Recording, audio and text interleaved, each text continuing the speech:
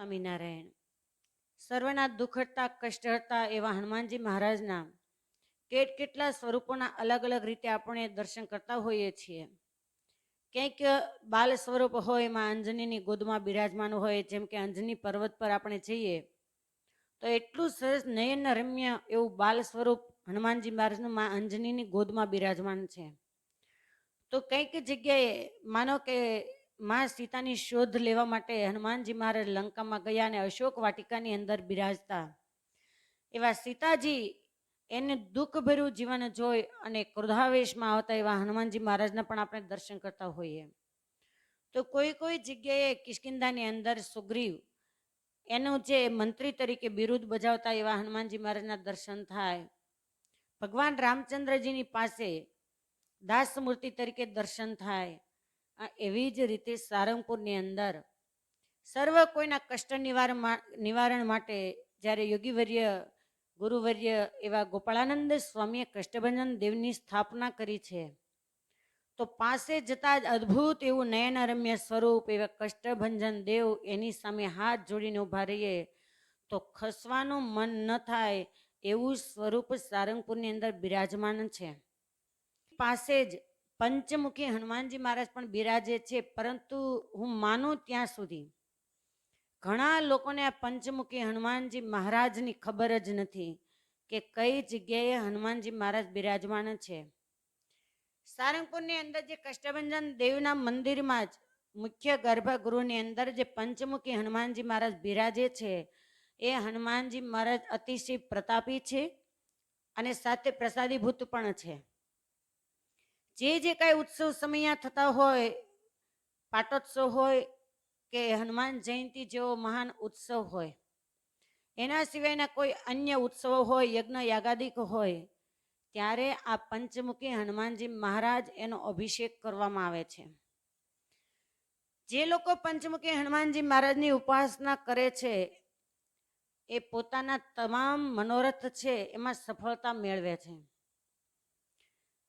પંચમુખી હનુમાનજી મહારાજ એ ક્યારથી પ્રસિદ્ધ થયા? તો ઘણા મહાપુરુષોના મત પ્રમાણે આ પંચમુખી હનુમાનજી મહારાજની કથા અહિરાવણ અને મહિરાવણના વધની સાથે જોડાયેલી છે.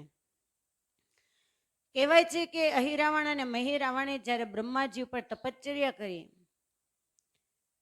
તપશ્ચર્યાના અંતે જ્યારે બ્રહ્માજીએ વરદાન માગવાનું કહ્યું, ત્યારે બંને અસુરરાજે કહ્યું કે અમને અમરપણાનું વચન આપો અને જે શાસ્ત્રનું અધ્યયન કરશો ને અસુરોએ તપ કર્યું એના ફળશ્રુતિને અંતે તમે જોશો તો એક જ વચન માગતા હોય કે અમને અમર બનાવી દો.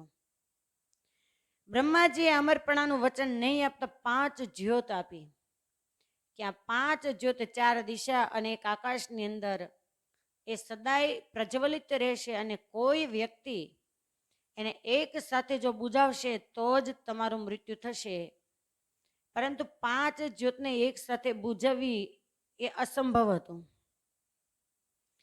ભગવાન રામચંદ્ર અને લક્ષ્મણ માં સીતાની શોધ માટે જ્યારે વનવાસની અંદર ફરતા હતા અને રાવણે માં સીતાનું હરણ કર્યું છે ખ્યાલ આવતા વાનર સૈન્ય દળને લઈ અને રાવણની સાથે રણસંગ્રામમાં જ્યારે મોરચા મંડાયા, એ જ વખતે રાવણના કહેવાથી અહિરાવણ અને મહિરાવણ એને ભગવાન રામચંદ્ર અને લક્ષ્મણ એનું જ્યારે હરણ કર્યું, અપહરણમાંથી મુક્ત કરવા માટે હનુમાનજી મહારાજ અહિરાવણ અને મહિરાવણની પાસે ગયા અને અહિરાવણ અને મહિરાવણનું મૃત્યુ આ 5 જ્યોત એક સાથે બુજાવવાથી જ છે. આ વાતનો મકરધ્વજ પાસેથી હનુમાનજી મહારાજને ખબર પડી હતી.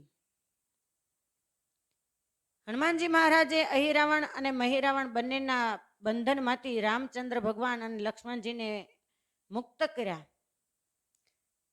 બંને ભાઈઓ કહેતા રામ અને લક્ષ્મણ એનું અહિરાવણ અને મહિરાવણની સાથે ભયંકર યુદ્ધ થયું અને એ યુદ્ધમાં દિવ્ય અસ્ત્ર શસ્ત્રનો પ્રયોગ કરવા છતાં આ અસુરો મૃત્યુ પામતા નથી. હનુમાનજી મહારાજ સાથે બંને રામ અને લક્ષ્મણ ચિંતિત છે કે આ અસુરનો વધ કઈ રીતે કરવો, અને ત્યારે અચાનક મકરધ્વજે કહેલી વાત હનુમાનજી મહારાજને યાદ આવી કે જ્યાં સુધી આ 5 જ્યોત એને એક સાથે બુજાવવામાં ન આવે ત્યાં સુધી આ બંનેનો વધ અશક્ય છે, અસંભવ છે. અને તરત જ યોગેશ્વર એવા હનુમાનજી મહારાજે પોતાની યોગ શક્તિથી 5 મુખ પ્રગટ કર્યા અને પવન પુત્રે 5 મુખમાંથી ભયંકર વાવાઝોડું પેદા કર્યું. આ વાવાઝોડાએ 5 દિશામાં બળતી જે અખંડ જ્યોત એને એક સામટી ઠારી નાખી અને આખરે ભગવાન શ્રી રામે બંને અસુરોનો સંહાર કર્યો. હનુમાનજી મહારાજનો આ અદ્ભુત પરાક્રમ જોઈ અને ભગવાન રામચંદ્ર ખૂબ રાજી થયા. પરમાત્માનો રાજીપો મેળવ્યા બાદ પવન પુત્ર હનુમાનજી મહારાજ એ ત્યારથી પંચમુખી હનુમાન તરીકે પ્રસિદ્ધ થયા છે.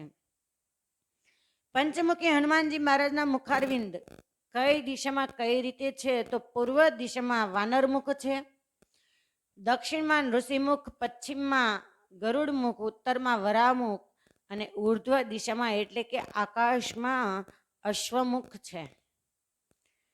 તંત્ર વિદ્યાના પ્રસિદ્ધ ગ્રંથ શ્રી વિદ્યારણવ તંત્રમાં હનુમાનજી મહારાજના પંચમુખનું વર્ણન કરતા કહે છે કે પંચવક્ત્રમ મહાભીમમ ત્રિપંચ નયનૈર્યુક્તમ બાઉર્ભી દર્શભીર્યુક્ત સર્વ કામ્યાર્થ સિદ્ધિદમ.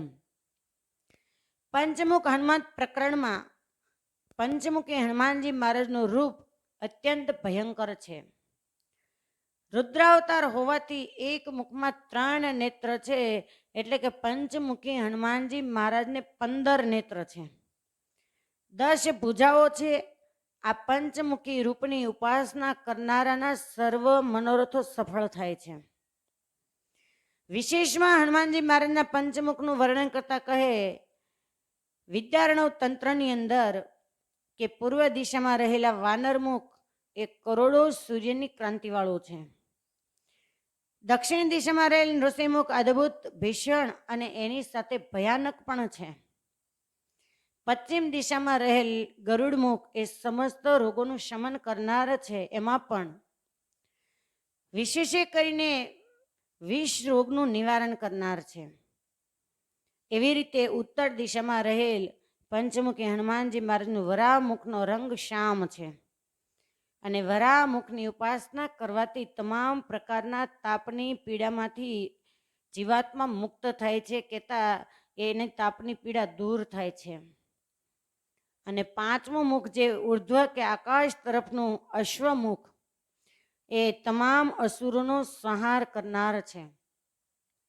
આવી રીતે પંચમુખી હનુમાનજી મહારાજ એના એક મુખ એનો અતિશય મહિમા એ વિદ્યારણવ તંત્રની અંદર વર્ણન કરવામાં આવેલો છે.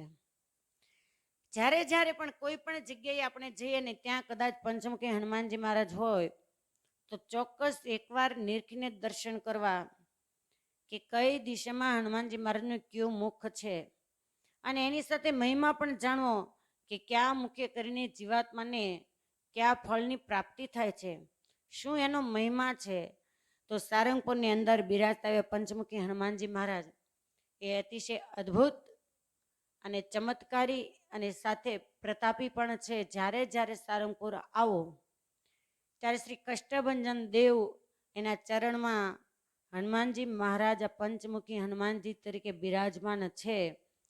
તો સૌ કોઈ હરિભક્તોની વિનંતી છે કે જ્યારે દર્શન કરો ત્યારે નિરખીને દર્શન કરવા કે કયા કયા સ્વરૂપો કયા કયા તીર્થની અંદર એ કઈ રીતે રહેલા છે. એક એક સ્વરૂપની પાછળ એક એક ઇતિહાસ જોડાયેલા જ હોય છે. સારંગપુર સિવાય અન્ય જગ્યાએ પણ તમે જાઓ તો કેવળ અને કેવળ હાથ જોડે નીકળી ન જવું, પણ જે ગર્ભગૃહની અંદર મંદિરમાં પરમાત્માનું સ્વરૂપ બિરાજમાન હોય ત્યાંના કોઈ પૂજારી હોય, કોઈ અન્ય જાણીતા લોકો હોય એને પૂછી અને ચોક્કસ એ મૂર્તિ વિશે જાણકારી મેળવી, એ તીર્થ વિશે જાણકારી મેળવી કે આ તીર્થની સ્થાપના કઈ રીતે થઈ, અહીંયા પરમાત્માનું સ્વરૂપ કઈ રીતે બિરાજમાન છે, કોના કહેવાથી બિરાજમાન છે, કોણે એની સ્થાપના કરવી, આ જાણવું અતિશય જરૂરી છે.